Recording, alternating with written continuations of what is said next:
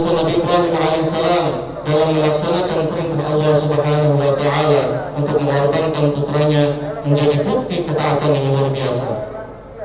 Atas dasar ketaatan tersebut, Allah Subhanahu wa Ta'ala mengantarkan Nabi Ibrahim alaihissalam pada puncak kesuksesan dan kejayaan yang tiada hentinya, kejayaan lahir maupun batin. Kesedihan dan keikhlasan Nabi Ibrahim alaihissalam digantikan oleh Allah dengan keselamatan, bahkan disertai karunia yang amat agung dari seorang anak bernama Nabi Ismail alaihissalam. Itulah kelak lahir keturunan manusia termulia di dunia dan akhirat, yaitu Nabi Muhammad SAW. Inilah rumus pengorbanan dan perjuangan. Siapa yang terus berkorban dan berjuang dengan tulus, niscaya Allah Subhanahu wa Ta'ala akan menganugerahkan kejayaan sebagai buah dari ketekunan dan keikhlasan tersebut. Walladzina jahadu fina lanahdiyannahum subulana wa innallaha lama'al muhsinin. Dan sungguh mereka yang berjuang di jalan kami, sungguh kami akan memberikan mereka petunjuk untuk sampai kepada keridhaan kami. Sungguh Allah bersama orang-orang yang berbuat baik. Jemaah salat Idul Adha yang dimuliakan oleh Allah Subhanahu wa Ta'ala, yang membedakan antara satu orang dengan yang lain dalam perjuangan dan pengorbanan hanyalah soal waktu.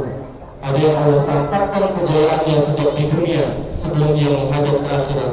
Namun ada pula yang kejayaannya baru tampak kelak di akhirat, sehingga sepanjang hidup di dunia seolah-olah tak menuai hasil dari perjuangannya. Padahal sesungguhnya dia telah meraih kejayaan yang abadi di sisi Allah Subhanahu wa Ta'ala. Prinsip ini berlaku dalam setiap bentuk perjuangan dan pengorbanan. Maka bijaklah dalam menjalani hidup, isilah kehidupan ini dengan semangat perjuangan dan kerelaan berkorban. Kita bisa berkorban dengan apa saja yang kita miliki, diri kita sendiri, keluarga kita, masyarakat di sekitar kita, bahkan dalam lingkup yang lebih luas seperti negara dan dunia ini. Semua itu adalah nilai pahala yang sangat luas bagi mereka yang mengerti makna perjuangan dan pengorbanan ingin mendapatkan ridha Allah Subhanahu wa Ta'ala. Tujuan dari perjuangan dan pengorbanan kita pun harus jelas dan terarah. Yang harus kita rindukan bukan sekedar hasil duniawi, tetapi sebuah kebaikan sejati yang manfaatnya terasa bagi diri sendiri dan juga dirasakan oleh sesama, baik di dunia maupun di akhirat. Dan puncak dari segala kebaikan itu adalah assalam, kedamaian. Sebagaimana doa yang diajarkan oleh baginda Nabi Muhammad SAW setiap selesai salat, Allahumma anta salam wa minka salam wa ilaika ya'udu salam fahayyina rabbana bisalam wa adkhilna jannata dar salam tabarakta rabbana wa ta'alaita ya dzal jalali wal ikram. Ya Allah, Engkau adalah Zat yang Maha Damai, darimulah segala kedamaian berasal, dan kepadamu pula kedamaian itu akan kembali. Maka anugerahkanlah kepada kami kehidupan yang penuh kedamaian, dan masukkanlah kami ke dalam surgamu, negeri penuh kedamaian. Maha suci dan maha mulia Engkau, wahai Tuhan kami, Zat yang memiliki keagungan dan kemuliaan. Kaum muslimin dan muslimat yang dimuliakan oleh Allah Subhanahu wa Ta'ala, pengorbanan dan perjuangan yang paling tepat di tengah maraknya perselisihan dan pertikaian antar sesama seperti yang kita saksikan saat ini adalah dengan menjadi juru damai. Maka marilah kita semua berjanji untuk menjadi juru damai bagi semesta ini, dan lebih khusus lagi bagi negeri tercinta ini. Sebagai hamba Allah yang diberi amanah untuk menyampaikan pesan, hendaknya kita memastikan pesan tersebut menjadi sarana persatuan, bukan pemicu perpecahan. Jika kita adalah pengambil keputusan dalam sebuah perkumpulan, pastikan keputusan yang kita buat adalah keputusan yang indah, membawa ketenangan, bukan sebaliknya menjadi sumber perselisihan dan perpecahan. Akhir-akhir ini kita menghadapi tantangan yang sangat mengganggu kenyamanan dalam hidup masyarakat, yaitu kebiasaan saling mencaci, mengolok, dan juga merendahkan. Ironisnya, kebiasaan buruk ini tidak hanya datang dari kalangan awam saja, tetapi juga dari mereka yang dianggap cendekia, bahkan dari para tokoh dan juga orang berilmu. Untuk menghadapi tantangan ini dibutuhkan pengorbanan dan juga perjuangan besar dalam bentuk kesadaran. Kesadaran bahwa mencaci dan merendahkan sesama adalah perbuatan yang tidak baik, merusak perdamaian, dan hanya akan memperpanjang rantai permusuhan. Saat ini bukanlah waktunya untuk mencari siapa yang menjadi penyebab kerusakan dan menghancur kedamaian. Meskipun mengetahui siapa pelaku kerusakan memang penting, namun yang jauh lebih mendesak adalah tumbuhnya kesadaran untuk menjadi pejuang kedamaian dan berkorban tanpa henti demi terwujudnya perdamaian sejati. Jemaah salat Idul Adha yang dimuliakan oleh Allah Subhanahu wa taala. Hal penting lainnya dalam menghadirkan perdamaian dan kedamaian haruslah disertai dengan keindahan sikap dan kelembutan cara. Banyak niat baik rusak karena cara penyampaiannya keliru. Niat baik seorang ayah dalam menasihati anaknya bisa berbuah luka jika disampaikan tanpa hikmah dan kelembutan. Seorang suami ingin memperbaiki kekeliruan istrinya, tetapi dengan cara yang menyakitkan hingga merusak rasa kasih sayang dalam rumah tangga. Seorang istri ingin membantu suaminya menghentikan kebiasaan yang tidak baik, namun dengan sikap yang justru menghilangkan penghormatan dan juga kehangatan di antara mereka.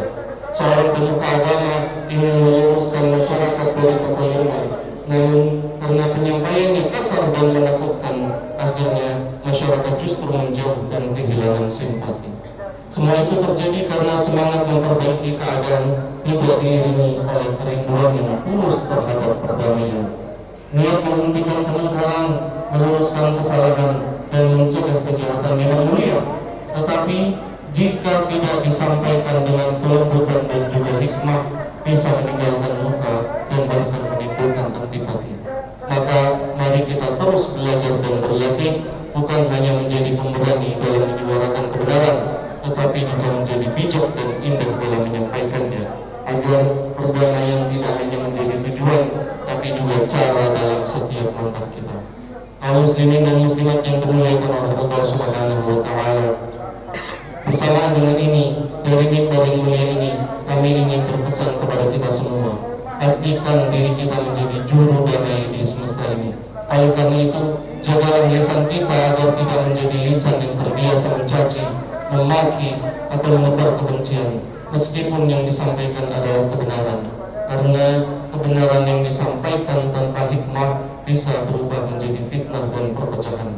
Menjaga lisan agar tidak mencaci, mengutuk, berkata kotor dan keji adalah ciri utama dari lisan seorang mukmin sejati. Rasulullah sallallahu alaihi wasallam bersabda, "Laisal mu'minu bit-ta'an wal la'an wal fahish wal badhi." Artinya, seorang mukmin bukanlah orang yang suka mencaci, mengutuk, berkata keji, dan berkata kotor. Di penghujung khutbah ini, kami berseru kepada seluruh hadirin, mari kita terus-menerus tanpa henti berjuang mewujudkan kedamaian, damai dalam bermasyarakat, damai dalam rumah tangga, damai dalam dunia bisnis, damai dalam bertetangga, dan damai dalam seluruh aspek kehidupan kita. Sebagai penutup, ada dua hal penting yang harus kita perhatikan, kita hafal dan kita renungkan. Pertama, jangan pernah mengucapkan kalimat yang menjadi sebab permusuhan antar sesama. Kedua, jika kita mendengar kalimat yang memicu permusuhan, pastikan kita menolaknya dan menghindarinya. Maka dari itu, mari kita biasakan diri untuk bertutur kata yang baik, serta membiasakan telinga kita untuk mendengar kalimat-kalimat yang baik. Semua itu akan membantu menjaga hati agar tetap bersih dan jauh dari penyakit. Sungguh, setiap kata yang kita ucapkan, setiap kalimat yang kita dengar, dan setiap kekotoran hati yang kita pelihara akan dipertanyakan kelak di akhirat. Dan atas semuanya itu, kita akan dimintai pertanggungjawaban di hadapan Allah Subhanahu wa taala. Inna sam'a wal basara wal fu'ad kullu ulaika kana anhu mas'ulan. Sesungguhnya pendengaran, penglihatan, dan hati semua itu kelak di akhirat akan dimintai pertanggungjawaban. Inna a'jala jalali kalamullahi malikil 'aliyah. Allah Subhanahu wa ta'ala yaqul wa biqawlihi yahdil muhtadun wa idza quri'a al-Qur'anu fastami'u lahu wa ansitu la'allakum turhamun.